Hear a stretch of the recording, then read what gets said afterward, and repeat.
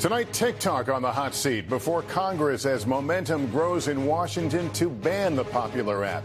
TikTok CEO grilled by lawmakers about national security concerns and its ties to China. What he says TikTok is doing to protect data on its 150 million American users, and the scathing questions from both sides of the aisle. Also tonight, the 17-year-old suspect in a Denver school shooting found dead. New details about his past trouble with the law. Facing trial, the unprecedented ruling in Michigan today for the parents of an admitted school shooter. The cross-country storm on the move after rare tornadoes hit California. Al Roker is here with the latest. Another mystery delay in the New York grand jury probe into Donald Trump. Also, Mr. Trump's feud with potential 2024 rival Ron DeSantis heating up. The Colorado dentist accused of fatally poisoning his wife, formally charged with murder in court. Mid-air scare, the captain on a Southwest flight suffering a medical emergency, and the off-duty pilot who stepped in to help land the plane. Our NBC News exclusive: on patrol with NATO, guarding against the rising threat of Russians at sea. And Kids Helping Kids, the heartwarming idea inspired by our special edition of Nightly News just for children. This is NBC Nightly News with Lester Holt. Good evening and welcome on this Thursday. Is the clock ticking down for TikTok in America? The head of the wildly popular but also heavily criticized social media platform came to Capitol Hill today and walked right into a bipartisan storm of suspicion and distrust about the app, its Chinese owners, and its potential national security risks. On whether China's government has access to Americans' user data, TikTok CEO Shou Chew telling the committee they have never asked us, adding, "I have seen no evidence of this happening." Several members of the House Energy and Commerce Committee were openly skeptical and appeared frustrated by his answers at today's hearing. The Biden administration is pushing TikTok's parent company to sell the video sharing app or face a nationwide ban. NBC's Savannah Sellers was at that hearing today. We will protect the U.S. user data. TikTok's top executive under fire for over 5 hours today. TikTok poses as a Mr. Rogers neighborhood, but it acts like Big Brother. The hugely popular app, known for short videos like this, in the spotlight today for this. What your relationship is with the Communist Party.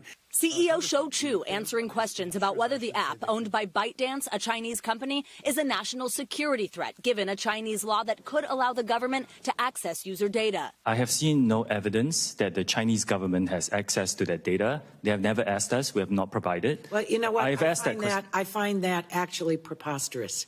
I have looked in. I have seen no evidence of this happening. TikTok has 150 million users in the U.S. and 1 billion worldwide, many of them teenagers. The White House has given the company an ultimatum: sell the company or face a ban in the U.S. as the Justice Department and FBI investigate whether ByteDance illegally surveilled journalists. Has ByteDance spied on American citizens? I don't think the spying is the right way to describe it. Another concern from both sides of the aisle: misinformation. The dangerous misinformation that you mentioned is not allowed on our platform. It violates them. I'm sorry to report it is on your platform, though. Congresswoman, I don't think I can sit here and say that we are perfect in doing this. We do work very hard. Chew says TikTok's top priorities are protecting user safety, especially for teenagers, securing U.S. data, and being a place for free expression.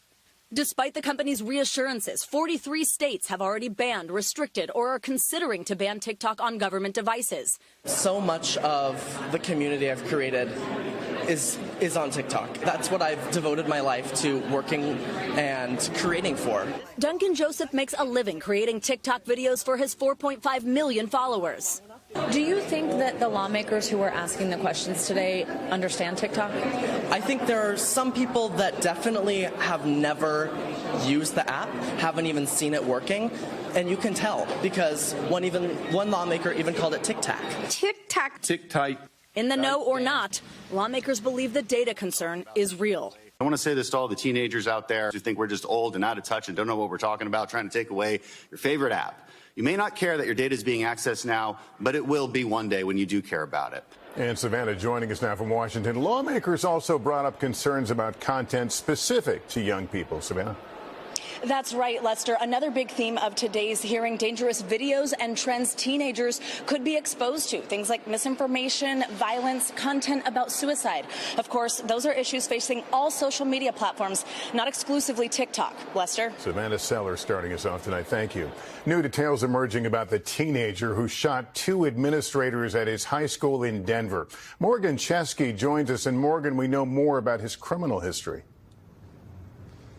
Yeah, Lester, we do. A law enforcement source confirming that this teenage gunman was arrested 2 years ago on a felony firearms charge, and district leadership just admitting that they were completely unaware. For us to incur death of students is not okay. Tonight in Denver, 24 hours after a student opened fire at East High School, troubling facts emerging. To what extent was the district aware that before this shooting took place, this student was already facing a firearms charge and had been placed on probation? The district was not aware. Remember, we have over 200 schools, but East was. And yet he was still allowed to come to school. That is correct. Authorities identified the gunman overnight as Austin Lyle, whose body was found by a SWAT team nearly 50 miles from where investigators say the 17-year-old opened fire on both Gerald Mason and Eric Sinclair. The 2 administrators wounded while performing a safety search on Lyle outside the school. That safety protocol required Lyle to be patted down daily. But a law enforcement source confirmed Lyle was arrested on a weapons charge in 2021. Classmates at Overland High School flagged Lyle's social media to police, who, upon visiting his home, found a rifle with a high-capacity magazine and a silencer inside his room. The charge was a felony, but was dropped by the court, who placed Lyle on probation instead. Now, for the second time in weeks, students demanded change at the state capitol. Denver School Board voting unanimously to bring back armed school resource officers through the end of this year. The district removed them in 2020, following the death of George Floyd. This is our 4th incident of the year, and it feels like it should be the end, but it's not. Morgan Chesky, NBC News, Denver. In Michigan, an unprecedented ruling. The parents of a 15-year-old school shooter will stand trial on manslaughter charges. Senior legal correspondent Laura Jarrett is here. Laura, this is a groundbreaking ruling. Lester, the court even acknowledged that today when they ruled that James and Jennifer Crumbley can be tried given the actions of their son, a tragedy authorities say was avoidable had they not purchased the weapon for him. 4 students were killed when Ethan Crumbley opened fire. Among prosecutors' evidence against his parents, school officials found Ethan searching for ammunition online. His mom later texting him, quote, "You have to learn not to get caught."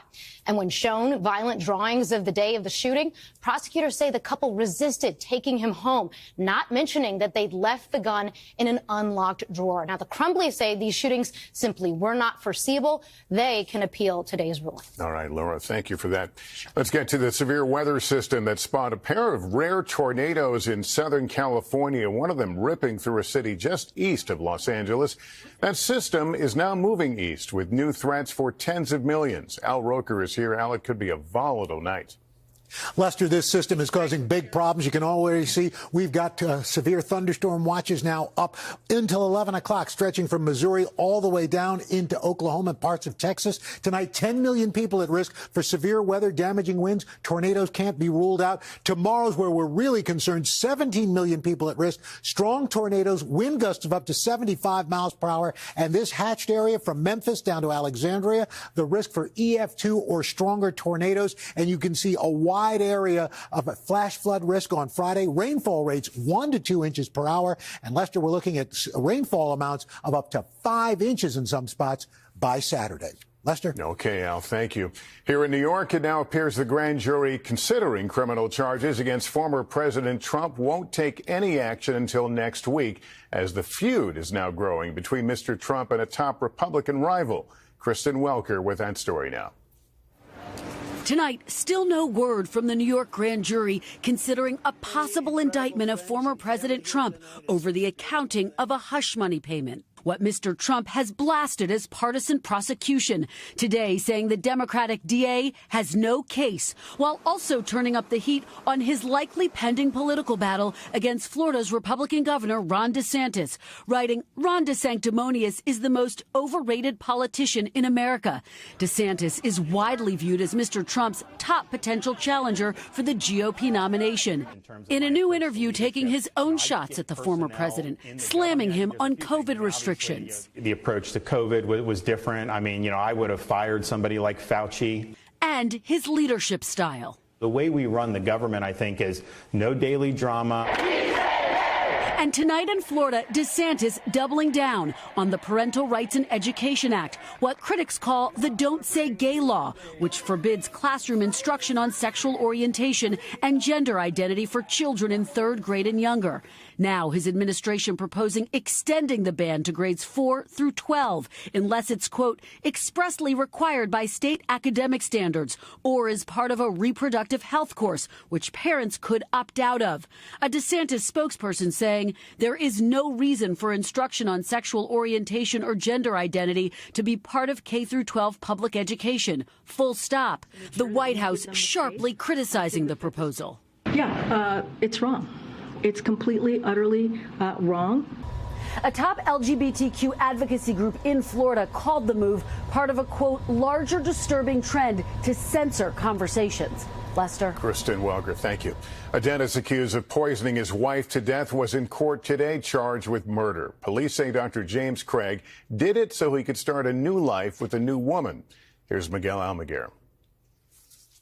Facing a judge and a charge of first-degree murder, Dr. James Craig did not enter a plea today as investigators build a troubling case against the Colorado dentist who's accused of spiking his wife's protein shake with poison. Dentistry can be expensive. Dentistry can be scary. Calling their case against the doctor heinous and complex, investigators allege the father of 6, whose children were in court today, was no loving husband to wife Angela. In this 52-page affidavit, police say he searched top 5 undetectable poisons that show no signs of foul play and is arsenic detectable in autopsy.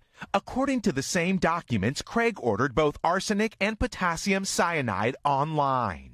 Police say the doctor then laced his wife's protein shake, which led to her death Saturday. The next day, he was arrested.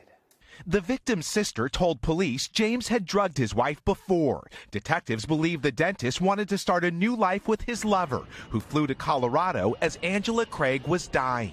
Whenever a defendant is accused of killing his or her spouse, evidence of an extramarital affair will always be relevant. Just days before her death, Angela Craig texted her husband, "I feel drugged." His response, "Just for the record, I didn't drug you." But tonight the dentist is out of his office scrubs and in a jailhouse jumpsuit. Miguel Almaguer, NBC News. In 60 seconds, an airline pilot becomes incapacitated mid-flight. How an off-duty pilot stepped up to help. Plus, more close calls as the FAA takes new steps to prevent them. We're back now to tell you about a mid-air scare. The captain on a Southwest flight suffering a medical emergency and an off-duty pilot who happened to be on board stepping in to help land the airplane. Here's Kristen Dahlgren. Southwest Flight 6013 was on its way from Las Vegas to Columbus, Ohio, when Captain, 47-year-old male, en route, he started to feel some stomach pain. Later, fainted or became incapacitated. With the captain unable to fly, the first officer took over, while a pilot from another airline who just happened to be on board jumped in to help with radio communications. He's in the back of the aircraft right now with the flight attendant, but we need to get him on an ambulance immediately. Diane McClinchy was on the flight. He did have an outfit on, so I'm assuming that's how they knew he was a pilot. But it's very thankful that he was there. She and fellow passengers didn't learn it was the captain who was ill until the flight landed back in Vegas. In a statement, Southwest said in part, "We commend the crew for their professionalism and appreciate our customers' patience regarding the situation." A situation that was exceedingly rare and ended well, but at a time when the aviation industry is under fire for more preventable mishaps. Today, a letter sent to the nation's air traffic controllers outlined new steps being taken, including ensuring supervisors are devoting full attention, more dedicated training for unusual circumstances, reducing the training backlog from the pandemic, and identifying underlying factors leading to close calls. New efforts to keep the nation's skies and runways safe. Kristen Dahlgren, NBC News. There's more to tell you about tonight. Up next, our exclusive report on board a NATO ship on the front lines, protecting against the Russian threat to critical oil and gas lifelines. Back with another potential flashpoint between Russia and the West, and an NBC News exclusive. NATO adding warships and firepower to defend the critical oil and gas fields off of Norway. Tom Costello joined a NATO patrol on guard against potential sabotage or attack. Take a close look. Exclusive video from the Norwegian Air Force of what it says is a Russian nuclear submarine's periscope peeking above the water, right over Norway's oil and gas pipelines in the North Sea. Russian warships and fighters passing through sensitive waters between Norway and Scotland. For the Norwegian Navy, high alert. We spent 3 days, 2 nights on a priority NATO assignment with the Norwegian ship Sortland, watching over the vulnerable drilling platforms, thousands of miles of pipelines, and the maze of internet and telecom lines that stretch from Europe to America. The concern, Russia could one day attack the internet and energy pipeline. It's 2 in the morning here on the North Sea. The wind is howling, the seas are rough, and it is very cold. The mission for this boat is to patrol around that platform on behalf of NATO, looking for saboteurs or unusual Russian activity. It was last September when someone blew up the Nord Stream gas pipeline running from Russia to Germany, 260 feet beneath the surface. So far, no conclusive proof of who did it. But NATO says Russia has since increased its naval activity in Norway's economic waters. And an unusual interest in your gas and oil pipelines and infrastructure. Definitely. They're around this area more than once. They're going back and forth. They're following the pipelines, so they have suspicious activity. This month, NATO has been holding show-of-force exercises in the far north as Norway defends its 123-mile land border with Russia. Right across that border, Russia's biggest naval base. This is Murmansk here. This is Murmansk, and it is perhaps the world's largest concentration of nuclear weapons. Vice Admiral Rune Andersen commands the Norwegian Navy. NATO's network of ocean floor sensors, he says, has recently detected much more unpredictable Russian sub-activity. And also they have had some maneuvers that I could describe as more aggressive. NATO helicopters drop sonar buoys, listening for Russian subs. Norway's foreign minister says the world now recognizes how critical its oil and gas fields are to the global economy. That we really need to protect the whole infrastructure system and also the installations at sea. So we are prepared for everything. NATO warship Foxtrot 333, this is Whiskey 342, over. We saw the new urgency as our ship was pulled into a secret NATO operation. So off of our port side, we have just now had visitors. 3 NATO warships have shown up. 1, 2, 3. Helicopters in the air right next to that very important Norwegian gas platform. This is about sending a message to Russia. NATO is on guard, on patrol, and takes this very seriously. High atop the biggest platform out here, the head of NATO announced the alliance will protect North Sea oil and gas. President Putin failed in his attempt to use energy as a weapon. With war raging in Ukraine, the stakes in this forbidding expanse of ocean are very high. Tom Costello, NBC News on the North Sea. Coming up, a story that will warm your heart. The kids inspired to make homemade blankets for other kids in need. Finally, they were inspired by a segment on our Nightly News Kids Edition program. The 5th graders who took up the cause to make blankets for kids in need. When the bell rings for free time at Hoover Street Elementary School in New Jersey, one classroom's work has just begun. Miss Stam's 5th grade class is making blankets for Project Linus, a nonprofit helping deliver blankets to children going through hard times. Their inspiration? A program you might be familiar with. We were watching the Inspiring Kids segment to Nightly News Kids Edition, and we wanted to do something to give back to the community. With donated material, the students say the most important part of the process comes at the end. At the end, we also give each blanket a hug, and so that's my favorite part because it's really meaningful to give each blanket a hug before you send it off to people in hospitals. Named after the popular Peanuts character, Project Linus has delivered more than 9 million blankets to children who are in hospitals, local shelters, or whose families might be struggling. These blankets are made by all of our volunteers, and we have thousands of them across the U.S. Good job, girls. And as for Miss Stam's class, they are just getting started. They want to keep doing more. As we get more, they want to do more. With no end time, we're just going to continue to work on it as long as we can. A labor of love made possible by one giving community. And you can catch a new Nightly News Kids Edition streaming right now. That's Nightly News. Thank you for watching. I'm Lester Holt. Please take care of yourself and each other. Good night.